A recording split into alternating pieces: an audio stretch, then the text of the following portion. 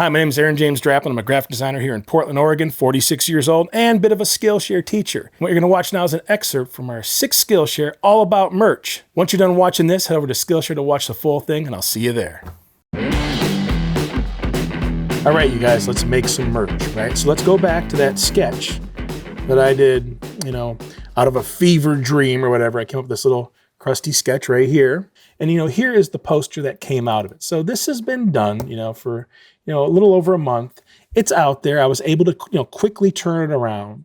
But here's the thing is the moment that I got that thing in the merch booth, I had a couple people buy a couple of these. Awesome. But then, of course, they went and looked around my stuff and said, hey, how come there's no patch? How come there's no pin? Where's the sticker version? Because what will happen, something that starts to hit, they're going to want to see all these other things. One thing to think about when you're making merch is it is going to be different from thing to thing to thing. So if you make a coin purse and it's some big goopy hit of white on a blue coin purse, it might be one-to-one because of that process, which is pad printing or whatever, however they're screen printing on there. But you go to an embroidery, different. If I press this into a piece of leather, completely different, because the moment that thing hits, it creates a little canyon. Those edges illuminate differently and they could look too small. So you might have to fudge them up. Whatever the application is, understand when you're going into these things, this is going to kind of guide how when I go back and I look at things, this Ocean Dynamics, I don't even know what this thing is, but it's one of my favorite patches of all time. It's got great type and thick lines and it's this contained shape. Look at this turd. Now, no offense to Bud's Bar, but the perfect sprinkle of shitty. It just works. This is one of my favorite patches of all existence right here. It's got everything anyone would ever need. It's got horses, some guy named Bud. It's in South Dakota. And what you're seeing here is you're seeing limitations. You can't print whatever you want. You have to give a little bit of breathing room. And that makes for a certain kind of graphic on a certain kind of, backing or substrate or whatever you want to call it. All right, so we've got the poster. The poster's been done a while.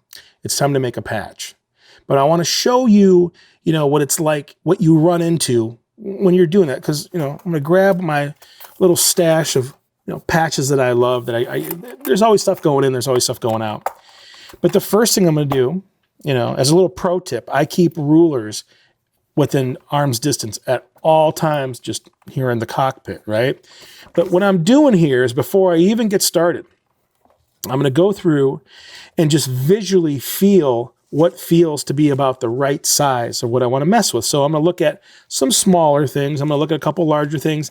That's probably a little too large, whatever that is. But the idea here is you're just getting the feel for scale. Right? The feel for scale. It's one thing to work all digital when you're going to go make this patch, but you can lose sight of yourself inside the program, right? Even though you could get your screen to be one-to-one and you put your measurement, you put your hand by it on the screen, it still feels odd. You need it in your hands. And what I do with these is just this gives me a little feel of like, all right, here's a pretty good feeling size. Do I want to go smaller with this thing? Do I want to go less? Do I want to go big? But this is a physical thing that I can get a feel and say, all right, that would feel pretty good on something. And I can feel it and taste it. Because then what I would say is, all right, let's work our way back from this and let's measure this thing. So if I measure this thing and I go, all right, cool.